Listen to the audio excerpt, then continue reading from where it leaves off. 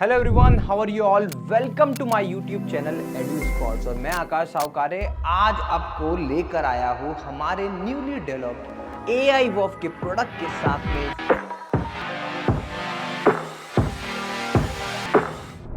Podcast studio बनाया है,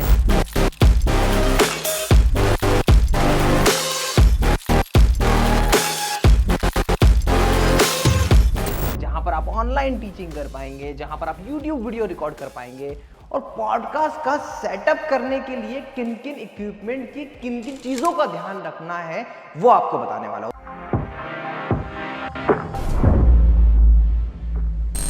और आज जो आप स्टूडियो देख रहे हो, इस स्टूडियो में आपको अगर रिकॉर्डिंग करना है तो किसी भी प्रोफेशनल फोटोग्राफर की जरूरत ही नहीं है। और आपको कुछ इस तरीके का आउटपुट जो देख रहे हो ना, आप इस तरीके का आउटपुट मिलेगा।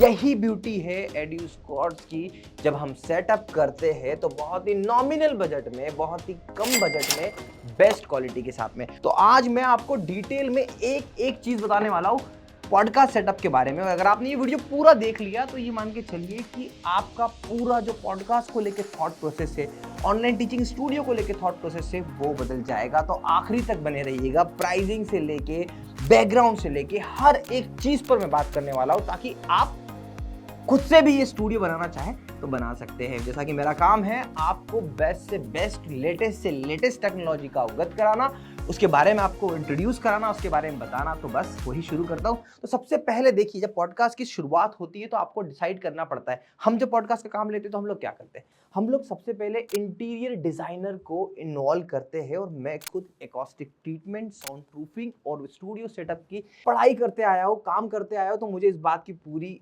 गारंटी और नॉलेज है। जैसे कि हमने मुंबई में जब स्टूडियो बनाया तो हमने सबसे पहले इंजीनियर, मैं खुद एक इंजीनियर और एक इंटीरियर डिजाइनर के साथ में बैठ के कंसल्ट किया कि भैया रूम की साइज, अब ये रूम काफी बड़ा था तो हमको यहाँ पर लगा कि यार यहाँ पे हम बहुत कुछ प्ले कर सकते हैं, बहुत सारी चीजें की जा सकती है। जैसे कि आप देख रहे हो, ये जो सेक्शन एरिया है ये पॉडकास्ट का सेक्शन एरिया है। तो एक रिक्वायरमेंट थी पॉडकास्ट की। अब मैंने क्लाइंट से बात करी, क्लाइंट से बात करने के बाद में मुझे ये बात समझ में आई, भाई साहब यहाँ पर एक और चीज की जा सकती है जो कि है आपका क्रोमा का सेटअप। क्योंकि जब आप पॉडकास्ट शूट कर रहे हो तो नो डाउट या तो आप यूट्यूबर हो या तो आप एजुकेटर हो, तो क्रोमा का भी तो सेटअप किया जा सकता है। क्रोमा का सेटअप हमने इस वॉल पे क्रोमा का सेटअप किया, इन दो वॉल के लिए हमने पॉडकास्ट की बात करी। अब क्योंकि ये एक ऐसा प्लेटफॉर्म है, एक एजुकेशनल प्लेटफॉर्म है, तो यहाँ पर भी जरूरत पड़ती है डिजिटल बोर्ड की। तो यहाँ पे हमने लगाया है एआई वॉफ का डिजिटल बोर्ड। और थोड़ा सा आप आगे आएंगे तो यहाँ पे देखो कि ये पूरी जो फ्लोरिंग करी हुई है, ये डिजाइनिंग करी हुई है, ये उसी के अकॉर्डिंग की गई है।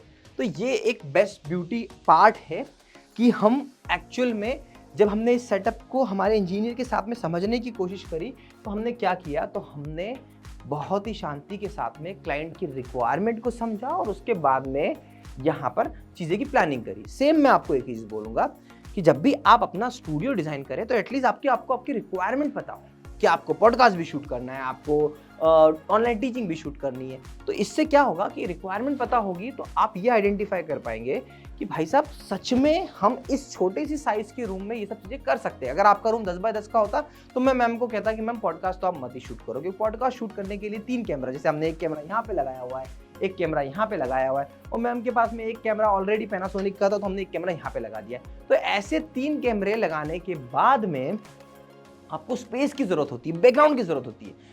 तो अगर आपका स्पेस नहीं है तो यही हमारी कंसल्टेंसी जब हम देते हैं, हम गाइड करते हैं, तो हम इन सब चीज़ों का ध्यान रखते हैं। अब क्योंकि ये एक स्पेशियस जगह है, अच्छी खासी जगह है, तो सबसे पहले हमने रिक्वायरमेंट समझी। आपको भी अपनी रिक्वायरमेंट समझना है। अब रिक्वायरमेंट समझने के बाद में आता है भैया क्योंकि इतना बड़ा रूम है, इसमें इको होगा, इसकी साउंड प्रूफिंग की रिक्वायरमेंट होगी। तो ये सब चीज़ों को समझने के लिए हमने क्या किया, तो हमने यहाँ पर साउंड प्रूफिंग ट्रीटमेंट कराया। अब देखो, साउंड प्रूफिंग क्या सिर्फ आवाज़ से बचाने के लिए किया जाता है? नहीं, ये आप जो ट्रीटमेंट देख रहे हो ये पूरा साउंड प्रूफिंग ट्रीटमेंट है। जैसे कि यहाँ पे हमने लगाई हुई है एकॉस्टिक की शीट है, यहाँ पे आप देखोगे, इस साइड पे आप देखोगे तो ये पूरा वुडन की जो हमने शीट्स लगा रखी है। देखिए ये पूरी वुडन की एकॉस्टिक शीट्स है। ये जितनी शीट्स है ना, ये सारी की सारी वुडन की एकॉस्टिक शीट्स है।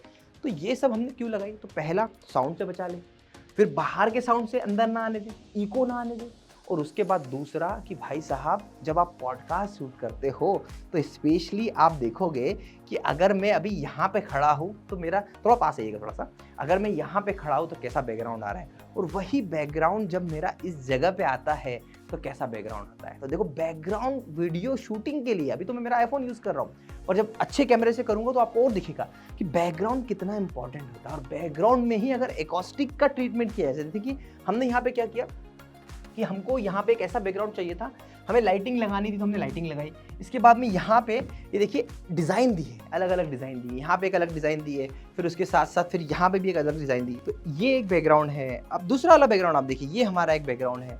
तो ये सब हमने डिज़ाइन के हिसाब से, रिक्वायरमेंट के हिसाब से बनाया है। तो सिर्फ जो ये सेक्शन होते हैं ना, ये इसलिए नहीं होते, एकॉस्टिक ट्रीटमेंट इसलिए नहीं होता कि सिर्फ वो प्रॉपरली बन जाए, कि हो जाए काम बस चल रहा हो, नहीं ऐसा नहीं है। साउंड प्रूफिंग के अलावा ब्यूटिफिकेशन का वर्क करता है। जैसे हमने नीचे की तरफ आप देखोगे तो यहाँ पे पूरी प्रॉपरली टाइल्स लगाई हुई है शानदार सी, एंड ऊपर की तरफ देखोगे पूरा ब्लैकआउट किया हुआ है, क्योंकि मुझे लाइटिंग से बहुत प्ले करना था इस स्टूडियो में। सेम आप बात करोगे, देखो गेट है तो गेट दिख भी नहीं रहा है यहाँ पे, हमने गेट को भी इस तरीके से पूरा डिज़ाइन किया है। इसके हैंडल से लेके हर छोटी छोटी चीज़ों को पूरी तरीके से ध्यान रखा हुआ है।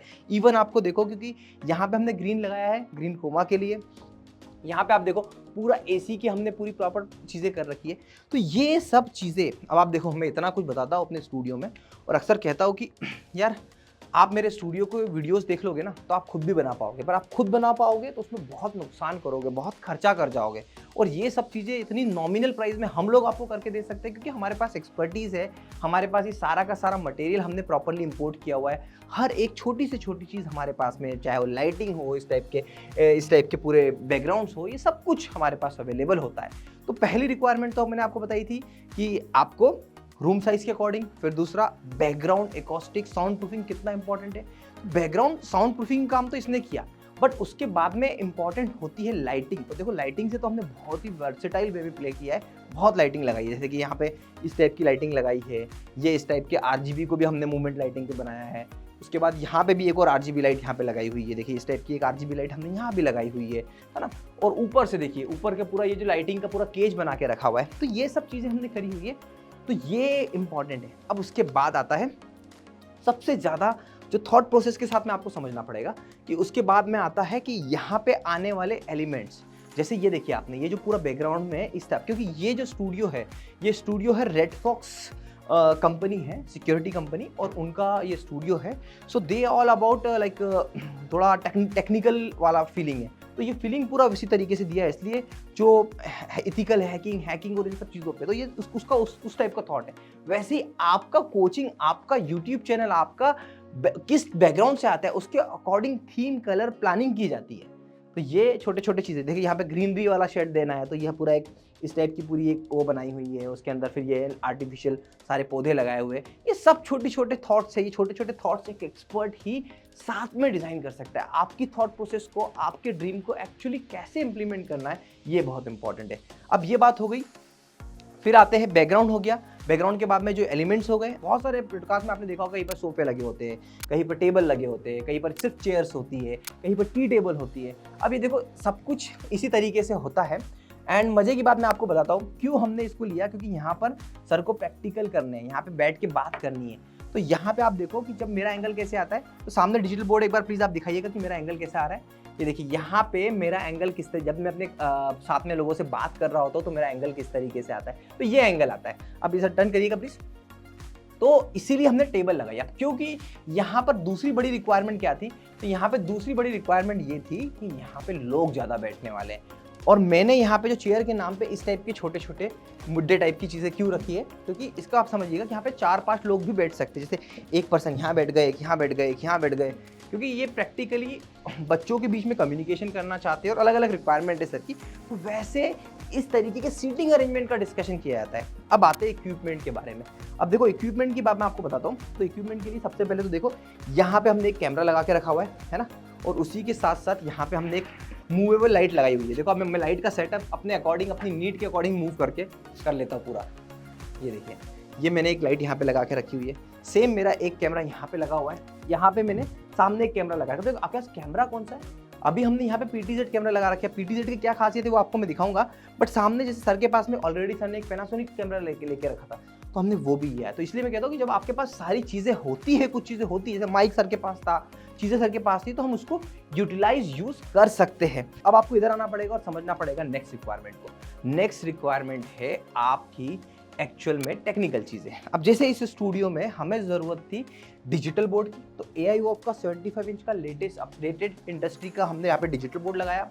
डिजिटल बोर्ड की लाइटिंग अलग होती है, तो ये एजुस्कॉट की शानदार सी लाइटिंग नीचे की तरफ से और ऊपर से देने वाली लाइटिंग ये जो है, ये लाइटिंग हमने यहाँ पे लगाई है। अब क्योंकि इनमें से ही कोई एक कैमरा हम डिजिटल बोर्ड पे यूज़ कर लेंगे, तो हमने यहाँ पर देखिए एक स्विच लगाने के साथ में यहाँ पर प्रॉपरली लाइटिंग दी। अब देखिए क्या होता है, कई बार कहाँ पे स्विच देना है, कहाँ पर AC लगाना है, ये सब छोटी छोटी चीज़ें। मैं अगेन आपको एक ही बात कहूँगा कि जब आप खुद करते हो तो डेफिनेटली कुछ पैसे नहीं बचा पाओगे, इस बात की मैं गारंटी दे रहा हूँ, क्योंकि इतने उससे ज़्यादा आप नुकसान कर बैठोगे। ये हो गया हमारा डिजिटल बोर्ड का सेटअप का। अब लाइटिंग की बात करते हैं, ग्रीन क्रोमा की लाइटिंग की बात करें तो ग्रीन क्रोमा में हमने ग्रीन क्रोमा तो लगाया है, तो ये लाइट क्या करेंगे हम लोग, इस लाइट को उठा के शिफ्ट करके एक इस साइड पे लगाएंगे और यहाँ पे लाइटिंग ऊपर से एडवांस अलग लाइटिंग लगाएंगे हम लोग। तो ये हमारा काम पेंडिंग है, वो हमें करना है। अब आ जाइए और क्या क्या रिक्वायरमेंट पड़ती है। अब देखो सबसे पहले पॉडकास्ट में 3 कैमरे को कैसे हैंडल किया जाता है, आप थोड़ा इससे जाइएगा प्लीज। तो देखो यहाँ पे 3 कैमरा है ना, तो कैमरा 1 है, राइट, कैमरा 2 है और कैमरा 3 है। अब मैं आपको दिखाता हूँ कि यहाँ से बहुत इजीली हैंडल होता है कैमरा 1। ये कैमरा 1 हुआ, ये कैमरा 2 हुआ और ये कैमरा 3 हुआ, इस तरीके से हैंडल होता है। अब मैं आपको ये क्यों बताना चाह रहा हूँ कि ये सब कुछ एक AIOF के वीडियो मिक्सर से हो रहा है, जहाँ पे हमने 4 HDMI को लगाया हुआ है और इन्हीं HDMI को कैमरे से कनेक्ट किया हुआ है। और बेस्ट पार्ट आप देखो, ये आप कैमरा देखिए, यहाँ से मैं ऑपरेट कर रहा हूँ, इधर से दिखाइए, यहाँ से मैं ऑपरेट कर रहा हूँ और यहीं से मैं जूम इन, ये देखिए जूम आउट, और ये सामने दिखाइए एक बार, और जूम इन करके इसको यहाँ से इस बटन की मदद से, ये दिखाइए, इस बटन की मदद से मैं ऐसे पेन टिल्ट पूरा मूवमेंट कर पा रहा हूँ। ये सामने भी एक बार दिखा दीजिए। तो ये सब कैसे हो पा रहा है, जब एक ऑपरेटर यहाँ पर बैठा होगा तो वो प्रॉपरली खुद से ही हैंडल करेगा। तो पूरा जो कैमरे की कंट्रोलिंग है ये इससे हो पा रही है। बट हाँ, ये कैमरा नहीं हो सकता क्योंकि ये कैमरा वो कैमरा नहीं है, ये कैमरा डिफरेंट है, इसमें सेटिंग करने में ही पसीने आ जाते हैं, पर यहाँ पे पूरी इस तरीके से सेटिंग होती है। अब इसके बाद में माइक की बात करें तो सिंपली यहाँ पे माइक का पोर्ट है, माइक कनेक्ट हो गया। यहीं से हमने क्या करा, सारे सोर्सेस, माइक, कैमरा वैमरा सब कुछ यहाँ पे ऐड किया और सीधे उठा के दे दिया हमारे OBS में। अब क्या हो रहा है, रिकॉर्डिंग भी हो रही है और अगर हमें लाइव जाना है तो हम लाइव भी जा सकते हैं। ये छोटे छोटे इक्विपमेंट्स जो है ना, बड़े शानदार हैं। मतलब देखो कैमरा पूरा नेटवर्क से कनेक्ट कर दिया हमने, उसके बाद में यहाँ पे देखो कैमरा पीछे जो हमारा AIOF का कैमरा है, HDMI से कनेक्टेड है, नेटवर्क से कनेक्टेड है, पूरा हैंडल हो रहा है। तो ये सब छोटी छोटी चीज़ें तब हो सकती है जब आप एक्सपर्टाइज लेवल पे काम करो। आपको लगता है कि आप ये खुद से कर लेंगे, डेफिनेटली कर लेंगे, बहुत सारी चीज़ें करना पड़ेगी। सबसे पहले हमारे इंजीनियर आए, इंजीनियर ने पूरा लोकेशन को देखा, लोकेशन को देखने के बाद प्रॉपरली समझा और उसके अकॉर्डिंग मैंने फिर अपने हिसाब से डिज़ाइन बनवाया। डिज़ाइन बनवाने के बाद में फिर मेरी टीम यहाँ पे आई, पूरा इम्प्लीमेंट करके गई और मैं आज यहाँ पे खुद आया और मैं अपने सारे लोगों को यहाँ पर 1-to-1 ट्रेनिंग दे रहा हूँ। और इसलिए दे रहा हूँ ताकि यहाँ से बहुत ही अच्छा आउटपुट निकल कर आ जाए। तो आउटपुट क्या है, चलिए मैं आपको एक बार वो भी दिखा देता हूँ। यहाँ पे मैं रिकॉर्डिंग कर रहा हूँ एंड ये आप देखो कि 1 scene 2 and wide angle shoot, तीनों साइड के जो शूट्स हैं ये प्रॉपरली आप देखो वाइड एंगल में भी कैसा रिकॉर्ड हो रहा है। एंड इसके बाद में ये 1 ये 2 सिर्फ इससे हो रहा है, तो ये पूरा प्रॉपरली इस तरीके से पूरा प्रॉपरली चल रहा है। सो ये इम्पॉर्टेंट है।